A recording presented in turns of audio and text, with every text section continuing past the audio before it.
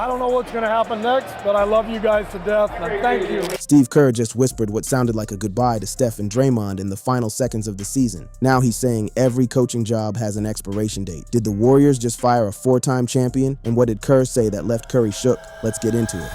The night the dynasty died on a hot mic. It was the evening of April 17th, 2026, inside the Footprint Center in Phoenix, Arizona, and the final seconds were bleeding off the game clock in what would become the most consequential loss in Golden State Warriors history since the days when they were losing 50 games a year and nobody in the league really respected them. The Warriors were down big. The Phoenix Suns had been pounding them for the better part of 3 quarters, and with roughly 1 minute and 6 seconds left on the clock, with the Suns cruising to a lead that had swollen to somewhere around 16 points, Steve Kerr did something on that sideline that broadcast cameras captured for the entire world to see. He gathered Stephen Curry, his greatest player, the face of the entire franchise, the man who had been with him for every single championship run, and he gathered Draymond Green, who had just fouled out and been ejected after an ugly verbal altercation with Devin Booker, and he pulled both of them into a private huddle with their heads bowed together. Curry stood with his hands on his hips. Green was visibly emotional, and Kerr wrapped his arms around both of their shoulders and spoke into what he didn't realize was a live microphone. I don't know what's going to happen next, but I love you guys to death, and thank you. That was it. That was the moment. 18 seconds of hushed private conversation between 3 men who had built one of the greatest dynasties in the entire history of American professional sports. And within minutes of that clip leaving the arena and hitting social media platforms across the globe, every single basketball fan who saw it understood exactly what they had just witnessed. This was not a regular timeout. This was not a normal coach-player moment at the end of a tough loss. This was something that felt enormously final. And the sentiment that swept across social media, across barbershops in Oakland, across every single sports talk radio show in the Bay Area, was the same feeling distilled into 4 devastating words. It's over. It's really over. The loss itself was an absolute thrashing. The final score was 111-96, but the game had been effectively decided much earlier than that. Phoenix jumped on the Warriors with a 33-15 first quarter blitz that set the entire tone. Stephen Curry, who had torched the Clippers 2 nights earlier for 35 points, couldn't find his rhythm and finished just 4 for 16 from the floor. The turnovers were unrelenting, 21 of them by the time the buzzer finally mercifully ended the night. And when the reporters gathered for the post-game press conference, they asked the question that every single Warriors fan watching at home was already asking themselves.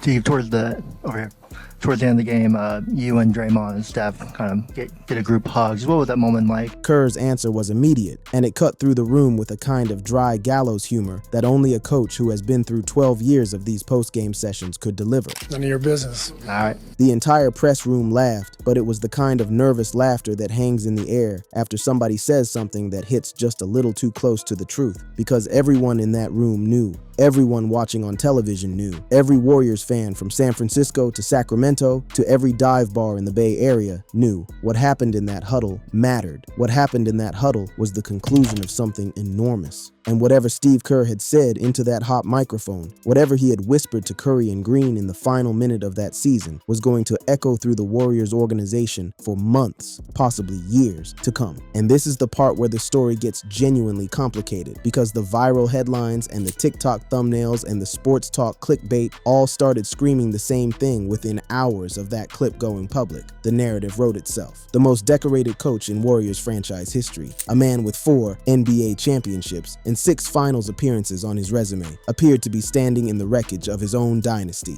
Even his most loyal players were openly preparing for the possibility that this might be the end. When ESPN's cameras caught up with Curry and Draymond after that hot mic moment, the topic of conversation was not the loss. It was not the Suns. It was not anything related to basketball strategy. The topic of conversation was whether Steve Kerr would ever coach this team again. And one of the sharpest, toughest, most emotionally durable players in the entire NBA delivered an answer that sent chills through the Warriors fan base. But I'm not really someone who likes things to change.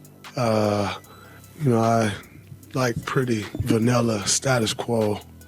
Keep things the same. That was Draymond Green. Draymond Green, the same man who has built his entire NBA persona around embracing conflict and thriving in chaos, openly admitting in front of cameras that he does not want this thing to end, because he knows better than anyone inside that locker room what is actually happening here. And when reporters pressed him further, asking him directly whether he was worried that this Phoenix loss was it, whether this might be the final chapter for Steve Kerr coaching the Warriors, Draymond did not hedge. He did not spin. He did not deflect. Are you worried that this is it for Steve coaching you guys? Yeah. I think it'd be pretty crazy not to think that's a possibility.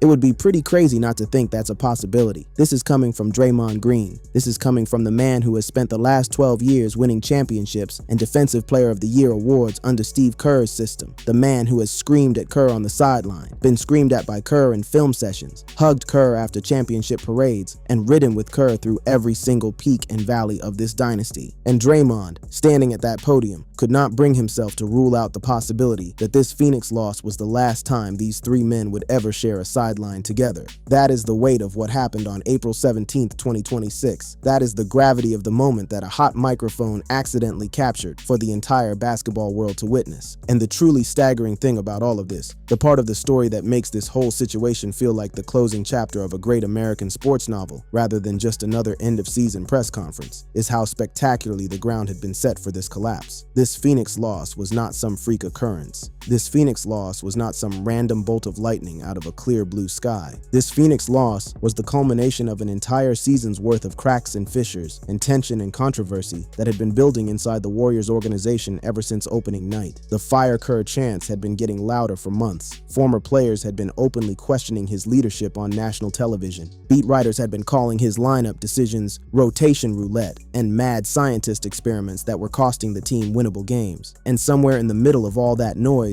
Steve Kerr himself had done something nobody in the franchise had seen coming. He had gone on the radio earlier in the season and said something that some people inside the building would later argue was the moment the wheels really came off. To understand what happened in Phoenix, you have to understand what happened in January. You have to understand how the dynasty really fell apart.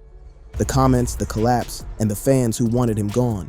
Rewind with me, if you will, to the early days of January 2026. The Warriors were sitting at roughly .500 at the time, somewhere around 18 or 20 wins with a matching number of losses, floating uneasily in the middle of the Western Conference standings. The Jimmy Butler trade, which had been the franchise's big offseason swing to give Stephen Curry a legitimate co-star for one more title push, was starting to gel. The team still had some life in it, and Steve Kerr, as he has done for years, sat down with local radio host Tom Tolbert on KNBR for one of his regular appearances, and he gave the kind of candid, unfiltered answer that would end up detonating across Bay Area sports media like a bomb. Kerr told Tolbert that he didn't want anyone to be disillusioned into thinking that this Warriors team should be competing for titles year in and year out against the rising powers of the Western Conference, teams like the San Antonio Spurs and the Oklahoma City Thunder. He said, in his exact words, that such an expectation was not realistic. To a large portion of the Warriors fan base, those three words, not realistic, were the functional equivalent of a surrender document. The hashtag FireKerr started trending almost immediately on X and across Reddit's r/Warriors community, with fans accusing Kerr of waving the white flag on the dynasty, of conceding that the championship window was shut, of telling his own locker room and his own fans that the era of contention was over. Reddit threads exploded with titles like, "Steve Kerr admits the exact last thing Warriors fans wanted to hear." Local media outlets began publishing stories directly about the backlash, with writers weighing in on whether a head coach of a former dynasty should ever openly concede the state of his own team to the media. But the moment that really crystallized everything, the moment that took the whole controversy from Bay Area talk radio and turned it into a national basketball story, came on January 5th, 2026, when former Warrior DeMarcus Cousins appeared on FanDuel TV's Run It Back show. Cousins, who had actually played for Kerr during the 2018-19 season and had won a championship with the franchise, sat behind that desk with the rest of the panel, watched the clip of Kerr's Tolbert show comments play out, and then delivered what might go down as the most memorable on-air takedown of Steve Kerr from any former player during the entire decline of this dynasty. I don't like it one bit. I just think about it in the aspect of if this was a player saying this, how it would be viewed. That was the opening shot. But Cousins was just getting warmed up. The point he was driving at, the argument he was methodically constructing for the audience, was that there exists a profound double standard in professional basketball when it comes to who gets to publicly concede where a team stands and who doesn't. If a player had said what Kerr had said, Cousins argued, that player's reputation would have been absolutely tarnished. So why should the standard be any different for the coach? This doesn't instill confidence in your locker room. This actually, to me, actually shows who's the real problem in this situation. The real problem in this situation. That sentence alone became a talking point that echoed across sports talk shows and podcasts for weeks after that original broadcast, because the argument Cousins was making wasn't just about one radio appearance or one quote. The argument he was making was that Steve Kerr himself had become the fundamental obstacle standing in the way of whatever future this Warriors roster might have, that the rotations were broken, that the young players weren't being developed, that the messaging was defeatist, that the entire culture of the organization had started rotting at the top. And Cousins hammered that point over and over throughout the segment,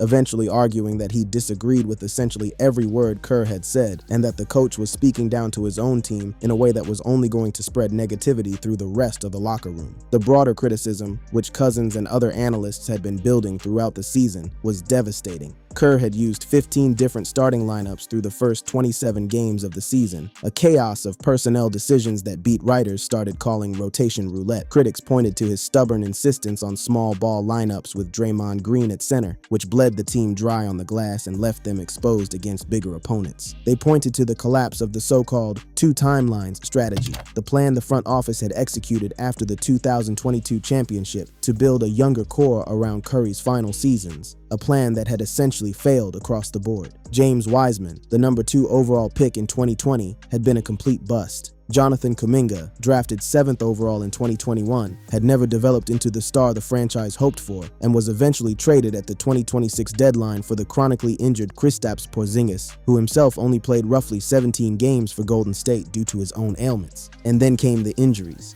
The injuries that turned what was already a difficult season into something genuinely catastrophic. Jimmy Butler tore his ACL somewhere around the middle of January 2026, right at the moment the team was finally starting to find its identity. Stephen Curry missed roughly 27 games with a knee issue that never fully resolved. Moses Moody went down with his own season-ending injury. And when Kerr sat at that post-game podium in Phoenix, reflecting on the season that had just ended, the injury narrative was something he kept coming back to as the defining story of the entire campaign. But when Jimmy got hurt, it felt like we were finding it. It felt like we were finding it. That was Kerr's genuine reflection on the moment the season effectively ended, because in his mind, the Warriors had been assembling something real in the weeks leading up to that Butler injury, and then everything evaporated in a single moment. And to lose one of the best players in the game, in Jimmy, it can't do anything but, take you off course. But here's the hard truth that hung over everything Kerr was saying at that podium. The truth that Cousins and the fans and the beat writers and the ESPN panels screaming for Steve Kerr to be fired had been pointing at for months. The injuries were real, but the injuries weren't the whole story. The Warriors had finished the season at 37 wins and 45 losses, their 4th missed playoff berth in 7 seasons. And that trajectory, the steady decline from a team that used to win 73 games in a season to a team that now had to grind its way through a play-in tournament just to feel relevant, wasn't something you could pin entirely on any one player going down with an injury. That was a multi-year collapse. That was an organizational failure that had been unfolding in slow motion since the 2022 championship. And while the front office had made its share of questionable roster moves, the spotlight of blame kept returning to the man with the clipboard on the sideline.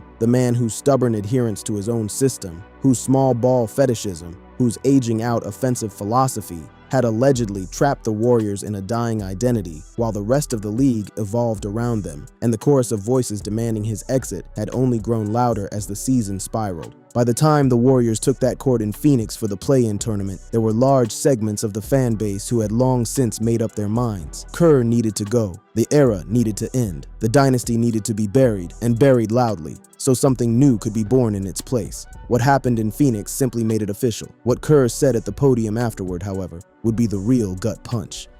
The press conference, the jolt, and the end of an era. When the reporters finally got Kerr settled at that post-game podium inside the Footprint Center, after his hot mic moment had already begun spreading across every social platform imaginable, there was a palpable sense in the room that what was about to be said would matter enormously. because Kerr's contract, the 2-year, $35 million extension he had signed back in 2024, was officially expiring with the end of this season. The question of his future was no longer theoretical. The question of his future was sitting right in front of him at that very moment. And when asked about the plan for the next few weeks, Kerr gave the answer that would dominate every single NBA headline for the next 72 hours. I still love coaching, but I get it. These jobs all have an expiration date. There's a run that happens, and these jobs all have an expiration date. That single line, delivered in the flat, almost resigned tone of a man who has clearly made peace with whatever is coming next, lit up every sports desk in America within minutes of the press conference ending. And Kerr did not stop there. He kept pushing further into the emotional territory that most coaches actively avoid at these kinds of events, and he gave the fan base one of the most candid farewell-adjacent statements that has ever been delivered by a coach of his stature. When the run ends, sometimes it's time for new blood and new ideas and all that. And new blood, new ideas. These were the words coming out of the mouth of the winningest coach in Golden State Warriors history. A man with 4 NBA championships, 6 finals appearances, a 73-9 regular season record on his resume, and a career regular season record of 604 wins against 353 losses across 12 full seasons on the Warriors bench. Kerr became the all-time winningest coach in Warriors franchise history back in March of 2025 and reached the 600 career wins milestone in March of 2026, a rate that puts him among the absolute fastest coaches to that number in the entire history of the NBA. None of that legacy, none of that historical weight was enough to stop him from publicly entertaining the idea that his time was done. He was, in real time, on a live feed watched by millions, essentially floating the possibility that he was coaching his own farewell press conference. And then came the detail that made the entire thing even more jarring, because it turned out that Kerr had done something similar to his own players, privately, just minutes earlier on that sideline. Stephen Curry, when he eventually took his turn at the podium, was asked directly by a reporter about what Kerr had actually said during that hot mic huddle, and Curry, characteristically thoughtful, delivered one of the most emotionally raw recollections of the entire night. He said, yes, I don't know what's going to happen, but if it is the last time, I just want to share this moment. If it is the last time. That is what Steve Kerr told Stephen Curry and Draymond Green in the closing minute of the season. That is the weight of the message he wrapped his arms around his 2 most decorated players to deliver. And Curry, to his enormous credit, did not try to sugarcoat how that message landed in the moment. Game, that was kind of a jolt of a message, but he left the door open. A jolt of a message. That's the exact phrase Curry used to describe the emotional impact of what Kerr had just said to him. You have to understand how extraordinary that language is, coming from Stephen Curry. This is a player who has won 4 NBA championships, who has been the face of a dynasty for over a decade, who has seen every kind of high and low that professional basketball has to offer. And when Steve Kerr pulled him into a huddle with 50 seconds left in a season-ending loss, the message he received hit him like a jolt. Curry elaborated on his own uncertainty as the press conference continued, reflecting on how the stakes of winning have always extended far beyond just him and the players on the floor. And so that's why it's just been so important to win, because if you're winning, there's no conversation about Coach Kerr.